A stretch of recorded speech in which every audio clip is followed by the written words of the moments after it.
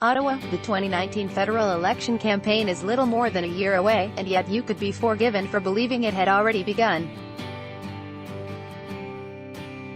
On stages big and small, at conventions, at the doorstep, at lunchtime podiums, and especially on the floor of the House of Commons, Canada's federal political parties are hammering themes they want to dominate the next campaign. Liberal and Conservative MPs really stick to their talking points during question period. Part of the Star's Parliament in Check series.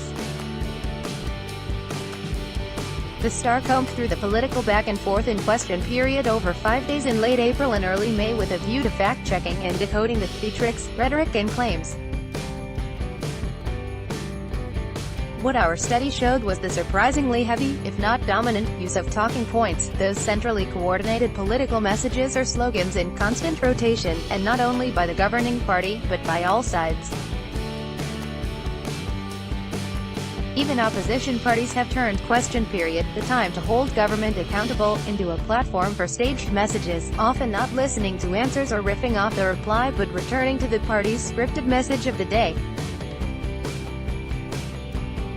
Article continued below. If it makes for poor watching, it all has a purpose nonetheless, to frame the ballot question that the politicians want uppermost in Canadian voters' minds as we head into a federal election year in 2019. The spoils are rich: the ability to wield power, spend money, pass laws, stride the world stage for 4 years, and write a chapter for the history books. So the tools used are blunt, no matter how lofty their policy goals. More sledgehammer than scalpel, repetition, exaggeration, rhetorical flourishes, and scornful dismissals of virtually all declarations by their rivals. Paint your opponent as incompetent, self-interested, or anti-democratic, and you're halfway there. And maybe a few strategic ads placed via Facebook or Google will cement those impressions. Conservative leader Andrew Scheer stands during question period in the House of Commons on Parliament Hill in Ottawa on April 25, 2018. Sean Kilpatrick, The Canadian Press. In the middle of the Star's review, real drama unfolded. The business of the House of Commons came to a sudden halt when Gord Brown, a Conservative MP from Leeds, Grenville, Ontario, died of a heart attack on a Wednesday morning in his Parliament Hill office. MPs set partisanship aside, delivered heartfelt tributes to Brown, and postponed regular business until the next day. Article continued. Bella Witt was a gracious and necessary pause to allow Brown's fellow MPs to grieve and regroup. It was also a welcome reminder that the Commons is where Canada's elected representatives come together in common cause, not where they should attack and recoil from the other. But the business of the nation goes on, and they were back at it the next day. So were we. For good measure, we analyzed the following Wednesday, a weekday where Prime Minister Justin Trudeau assigns himself as the lead and only player, a quasi-Prime Minister's question time as is done in Britain when only the Prime Minister takes questions, PMQs, for a half-hour every Wednesday. The weight of a Prime Minister's word in the Commons is hard currency in the political marketplace. And for all its perceived flaws, question period remains a real chance for opposition members to question the government of the day. A pointed question, even an unanswered one, becomes fodder for news stories, YouTube, Twitter and Facebook, and oxygen for opposition politicians with few other levers to get their messages in the public's radar. That's why we heard carbon tax uttered 70 times in 5 days by Conservatives, with some MPs referring to it multiple times in their 35-second questions. Liberals, especially the Prime Minister, spun it another way, reminding Canadians 18 times that a price on carbon pollution is the cost of addressing climate change. As important as what is said, is what isn't. Liberals seized on the fact that Andrew Scheer's Conservatives, to date, have failed to present their plan to reduce greenhouse gas emissions, effectively accusing the Conservatives of being closet climate change deniers. The Conservatives fired back that Liberals will not say what the cost to consumers will be of higher carbon prices on everyday necessities, like home heating, fuel or gas. The New Democrats, curiously, asked no questions of the government on its climate change and carbon pricing plan. Rather, the NDP challenged the Liberal approval of the Trans Mountain Pipeline expansion. They chose to accuse Trudeau of failing to put it to proper environmental review, violating First Nations rights and title, and preparing a multi-billion-dollar bailout of the controversial project despite the Liberals' campaign promise to phase out fossil fuel subsidies. Ask yourself why that is.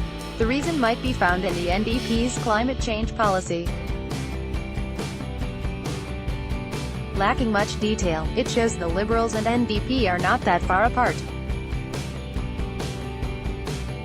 Both believe in binding targets to cut greenhouse gas emissions, with the NDP claiming its targets would be tougher. Both support putting a price on carbon, but the NDP policy prefers a revenue-generating carbon market, or cap-and-trade. Finally, NDP leader Jagmeet Singh has picked sides on pipelines. He aligned the Federal Party with BC's NDP government over Alberta's NDP premier and opposed the Trans Mountain Pipeline project, with an eye on stealing federal Liberal seats in BC's Lower Mainland next year.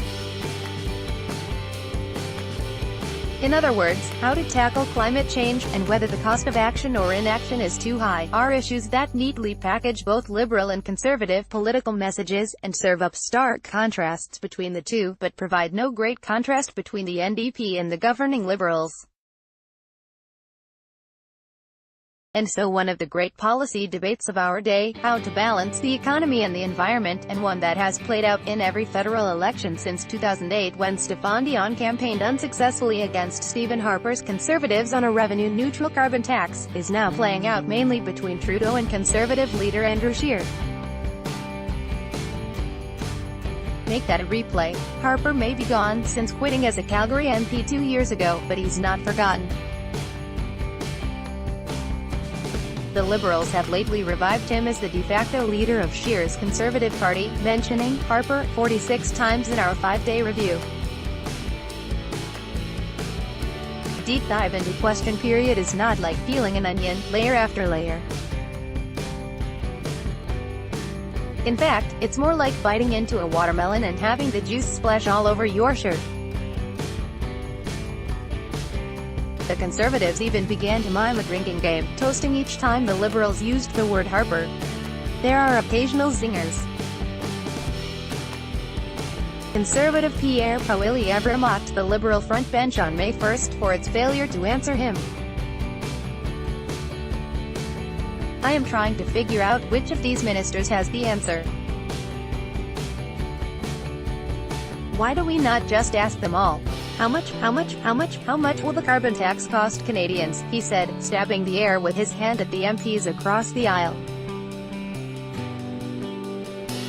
Catherine McKenna, the Environment Minister, replied in kind, pointing the finger back at the Tories. Mr. Speaker, I have a question. What is your climate plan? What is your climate plan? What is your climate plan? What is your climate plan? There are rarely great off-the-cuff retorts. Most MPs nowadays read questions from cue cards and ministers often reply with rehearsed answers. Occasionally, there are revealing outbursts. When the NDP pressed the Liberal government on safe access to abortion services for rural residents, Conservative Ted Fa collared, "It is not a right." The NDP's Anne Mintu Quach Salaberry Saroy leapt on it. Mr. Speaker, what we have just heard is awful. So did the Liberals, for days afterward, hammering the Conservatives for failing to respect women's right to choose, and using it to prompt Liberal supporters to donate. If it were real theater, question period would be comedy, tragedy, drama and farce. The Conservatives view it as prime time to frame the governing Liberals as reckless spenders, arrogant entitled elites, who favor their friends and care not a whit for the average Canadian family. the Tories barely glance left where the New Democrats sit because they are uninterested in weakening the party they hope will split the left-wing vote. In return, the Liberals paint the Conservatives as cold-hearted, mean-spirited lackeys of Stephen Harper. Trudeau's political attacks have noticeably sharpened this spring. Expect to hear more of that.